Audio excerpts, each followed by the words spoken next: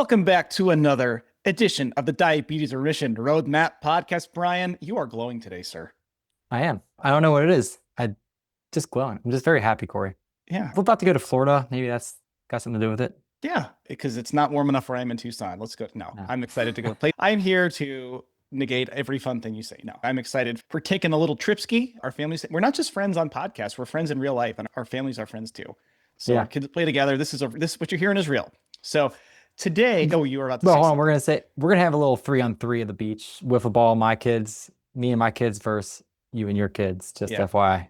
Be ready. I think it's unfair because my kids get to play baseball year round and they're a year older than your baseball playing kids, but you are better than me when it comes to hitting. Wiffle ball, I got more practice. You do have that. So this is not the Wiffle Ball Beach episode, folks. We're going to be pulling back the curtain and explaining exactly how we think about diabetes and why we built what we do the way we did. Because if you've listened to this podcast for a while, you've probably noticed something. First, we usually start with some sort of sports-related banter. Check, that's done. But we keep talking about the same things. In our last episode, we talked about why do we repeat ourselves? Because we talk about protein, movement, muscle, sleep, consistency, and habits.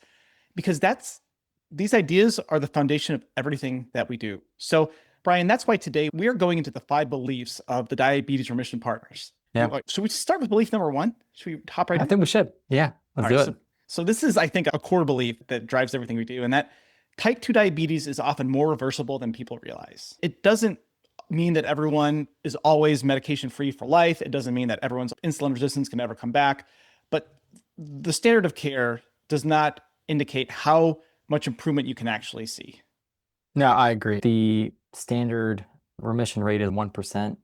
And remission meaning getting your A1C down below, I think, we'll call it 6.5% on no medicines. There's different definitions of remission. For our case, we would love to be out of the ultimate case would be like not even pre-diabetic on no medicines. Yeah.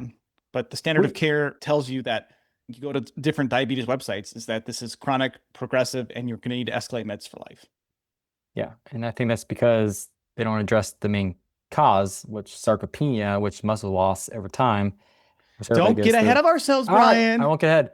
But I will say this, is that you want to explain why do we use remission? Maybe people have not heard that term. Maybe they've heard reversal. They probably see reverse for type 2 diabetes. This is the reverse type 2 diabetes program. Like, why are we not specifically calling out that we're going to help reverse type 2 diabetes? I'm afraid I'm going to get this wrong. Actually, it might even be in our episode, our title. So maybe it's not. Maybe we need to adjust our podcast title. Sorry, go ahead. I think when we say remission, it means it never comes back. Yeah. Reverse can continue to reverse. And what I said, number 1, is that it's more reversible than people realize. I think that is the case, but we believe in also that getting to remission. And I think what happens is that our beliefs can really make our actions happen. And when people stop aiming for improvement and reversal, they stop believing that it's even possible. They start believing that they have to go back for another prescription. They start believing that they're going to end up on insulin eventually. Start believing that they have to fight the insurance companies every month. And sadly, we've seen this throughout our clinical pharmacy careers, is the people get stuck in this mindset that I'm just a diabetic and I'm going to be for life. My family was, my kids are going to be, what can I do? And this sort of learned helplessness is what really bums us out, which is why we use different language. Yeah. Call it the patient mindset versus I'm going to start to coin it like the rebel mindset or the leader mindset for type 2 diabetes. And I think I was fumbling my words there, but all in all, I wanted to say that in our podcast title, it does say reverse type 2 diabetes. Really, that's not the most accurate thing. You're more like reversing insulin resistance, which then leads to putting type 2 diabetes in remission. But that's hard to fit in I know that's hard to. It's hard to fit on a Canva for the cover of our title. It's too much of a mouthful. So we use that. But yes, Brian, your language is much more accurate. And so that is number 1. And number 2, we believe that blood sugar is a symptom, not the entire problem. Brian, what could this possibly mean? This could mean that the symptom of high blood sugar is it's a sign of something much deeper going on. Like we talked about with insulin resistance at your muscle. It's not, insulin resistance is the real problem. Blood sugar is the symptom. Because over time, your high blood sugar, when you go in and your doctor finally says, hey, congratulations, you get the diabetes card, is that over time, there has been this building of insulin resistance, which is where the insulin, which takes your sugar out of your blood and puts it into your muscles, your body starts becoming resistant to it over time. And this happens years before your blood sugar spikes because your body wants to compensate and wants to maintain homeostasis. So it's going to work really hard. Your pancreas is going to pump out lots of extra insulin as long as it can when that blood sugar runs high. And the high blood sugar, that is a symptom of insulin resistance, which is a symptom of a lack of storage for glucose, which is, as you said before, muscle issue, which we'll get into more. And then also energy toxicity. So what you're putting into your body as far as what you consume, that is the underlying root cause, is what we're putting in our body, how our body's able to partition it and use it for energy or store it. That is what's building over time. The end, unfortunately, when you say you have high blood sugar, damage has been happening for years. And the disease process has been building for years. And so we don't believe in just managing the symptoms of sugar. That's what medicines do. And we're pharmacists. We know all about what medicines can do. But we care about your blood sugar because it reflects what's actually happening underneath in your body. Yeah. Cory, when you say energy toxicity, I really like that term, but I'm not sure that our listeners are familiar with it. What do you mean by energy toxicity? What I mean by energy toxicity is that in your body, you have energy in the form of carbohydrates and fats, and then carbs turn into glucose in your body. And there is too much energy in your body for it to be safely stored in the form of sugar or body fat. So when you are energy toxic, it just means that your body is overloaded with energy. And the end result is you have high sugar in your blood and high actually lipids, cholesterol in your blood too, in the form of triglycerides, can be a sign that you've run out of places to store energy.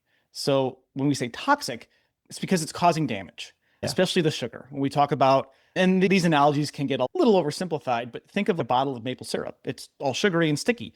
When you have sugar swashing around in your body, it is causing damage in the form of what they call advanced glycation end products. And so that high sugar is causing damage because it is toxic to your body. Yeah.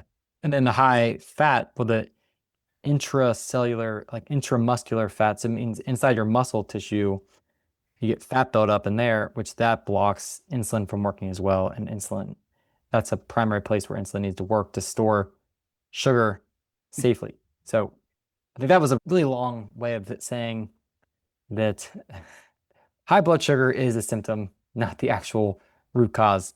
So what's belief number 3, Cory? Belief number 3, I think you've alluded to it, is that muscle is the missing medication. Because skeletal muscle is the primary site that we dispose of blood glucose in the body. So the more muscle you have, the more places there is for it to be stored. And when you have better functioning and more muscle, it improves your insulin sensitivity. Your insulin can work better and you just increase resilience. A lot of people come to us saying, I want to be able to go to my kid's graduation and have a piece of cake someday. Am I going to have to eat chicken and broccoli my whole life? And the reality is muscle's a cheat code for having some of those more higher energy foods, your sweets and whatnot. Not advocating to eat sweets all the time, but when you have more muscle and use it regularly, you have a metabolic buffer to get rid of that sugar.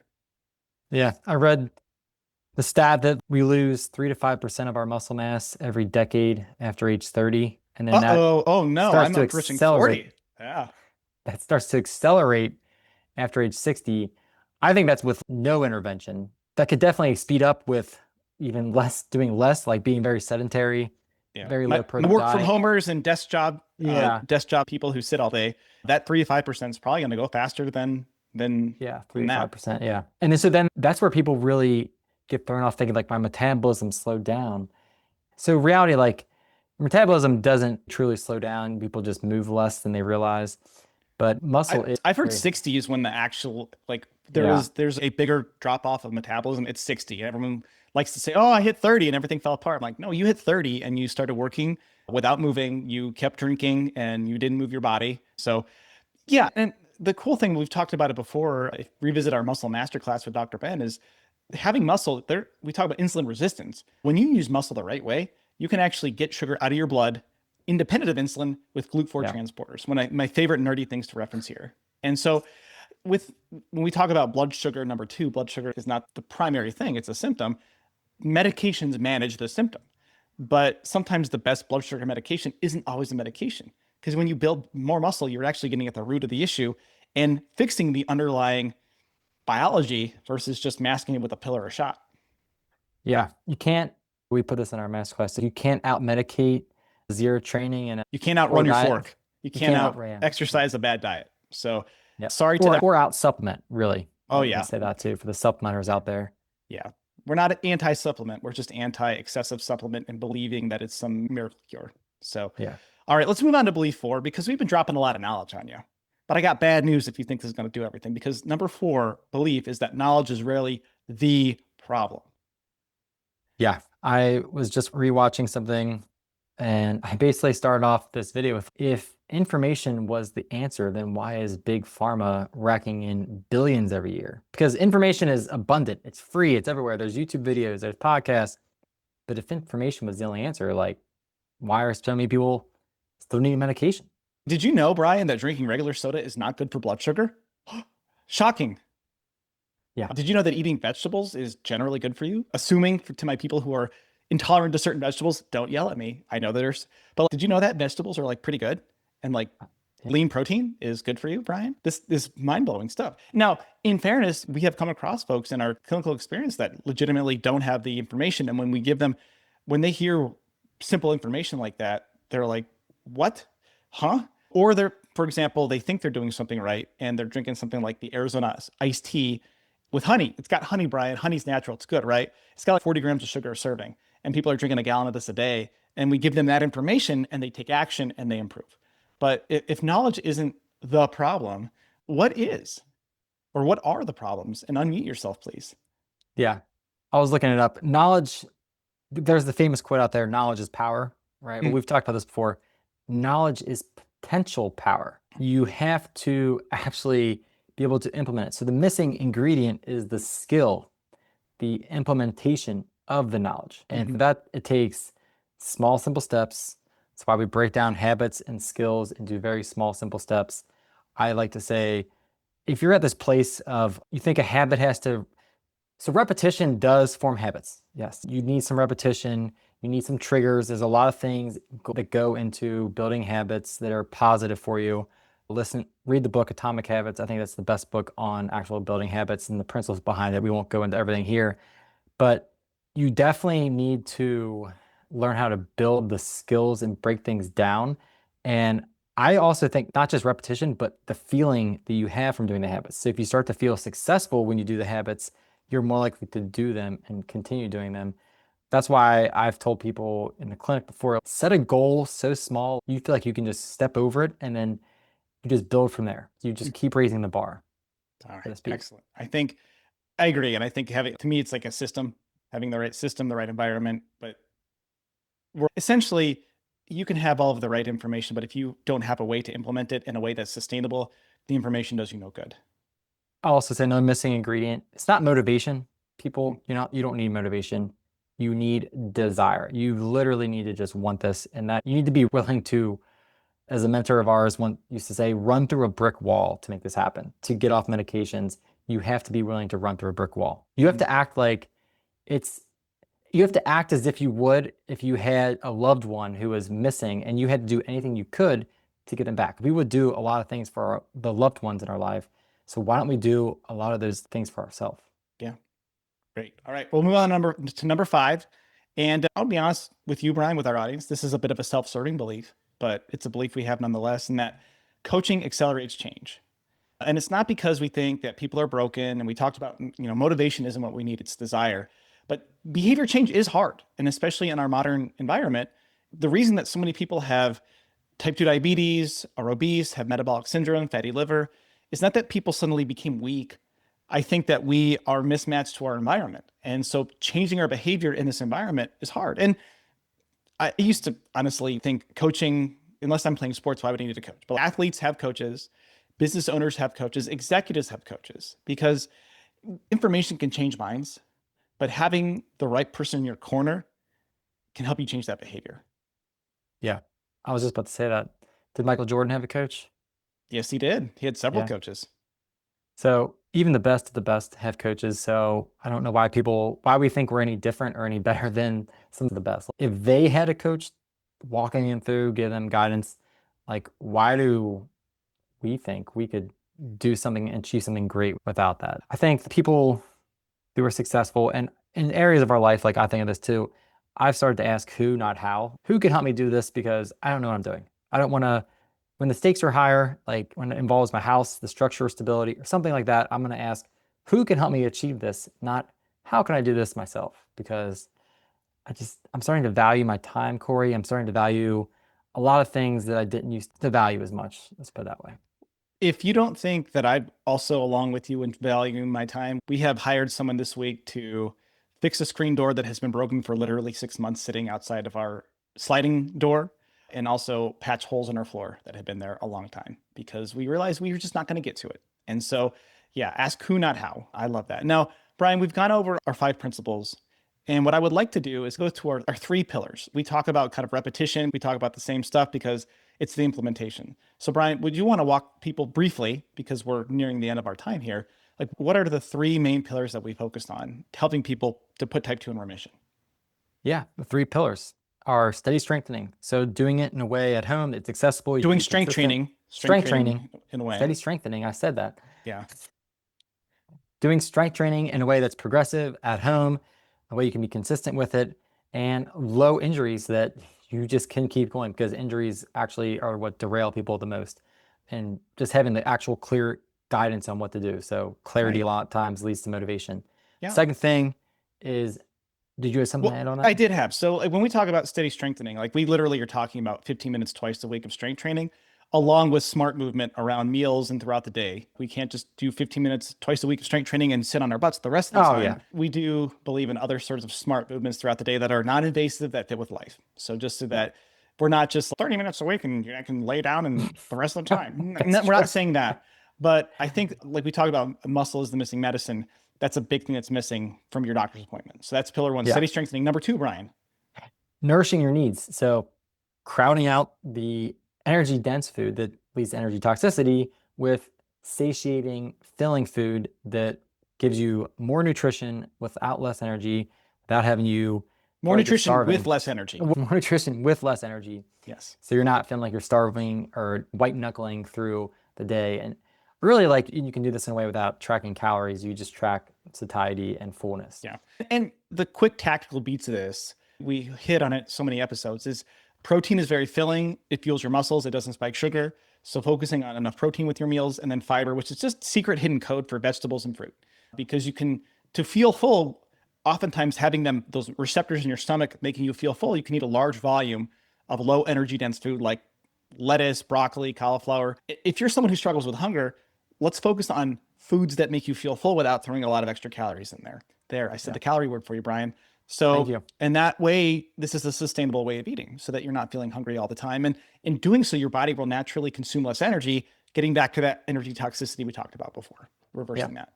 Okay. Third and final, we call florist freedom. That's just a fancy way of saying basically you need to learn how to collaborate proactively with your doctor, learn how to help them deprescribe, have those conversations that they're not really trained to have and bring up, because that's just not what they're taught in school. Yeah. And I would add into that the mindset to make this a lifelong pursuit so that you can put diabetes in the rearview mirror for good. Because we talked earlier about mindset. And so you've gone over the 3 pillars: steady strengthening, nourish needs, flourish to freedom. And I'm going to be real honest with our listeners, Brian. We're not for everybody. Okay.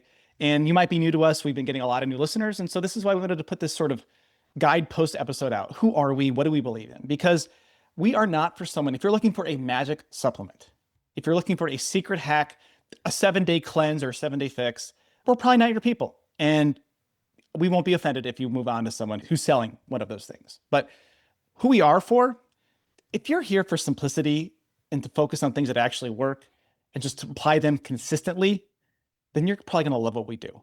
We keep it as simple as we can, and we hammer home the need to do it regularly. And really, at the end of our day, our goal is to not create dependence on someone else. We don't want dependence on a healthcare system that has probably failed you. We don't want you to be dependent on a coach for life. We want to teach you the skills to live life forever on your own.